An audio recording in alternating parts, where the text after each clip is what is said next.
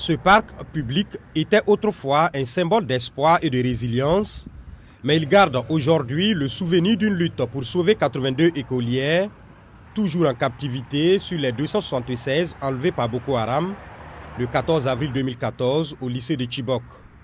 L'une d'entre elles est la nièce de Nkeki Mouta. Chaque jour, le matin et l'après-midi, nous souffrons de l'absence de notre nièce. Nous avons entendu dire que certaines d'entre elles étaient mortes et c'est ce que nous demandons. Si le gouvernement a la gentillesse de nous dire ou de divulguer les noms de celles qui sont mortes, nous pourrons oublier tout cela. Quelques jours après les enlèvements, des militants se sont regroupés et ont lancé le mouvement Bring Back Our Girls ou BBOG, ramener nos filles en français, exigeant leur sauvetage.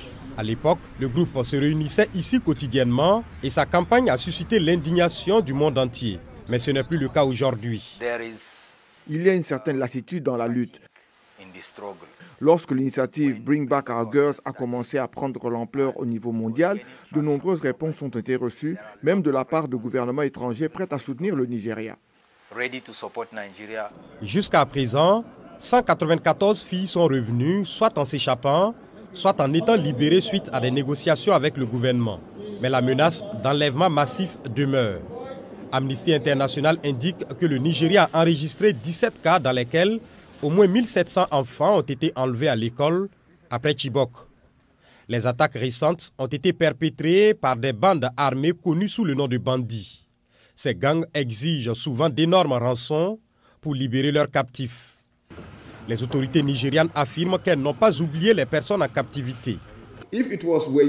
Si nous avions utilisé les méthodes de combat conventionnelles, nous serions entrés dans toutes les communautés et aurions tout rasé pour recommencer à zéro. Mais nous n'avons pas fait cela parce que nous savons que les acteurs non étatiques retiennent d'autres personnes contre leur gré. Dans certains cas, nous sommes partis à l'attaque, mais parce qu'il y avait des civils, nous avons annulé l'opération. Les familles et les militants du mouvement BBOG ne sont pas d'accord. Elles affirment que les autorités n'ont pas fait preuve de volonté politique nécessaire pour résoudre le problème.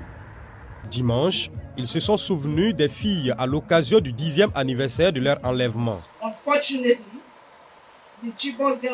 Malheureusement, l'enlèvement des filles de Chibok a été le début d'innombrables enlèvements qui ont conduit à une industrie florissante de l'enlèvement dans notre pays depuis que le gouvernement a refusé de traduire les ravisseurs de nos filles de Chibok en justice.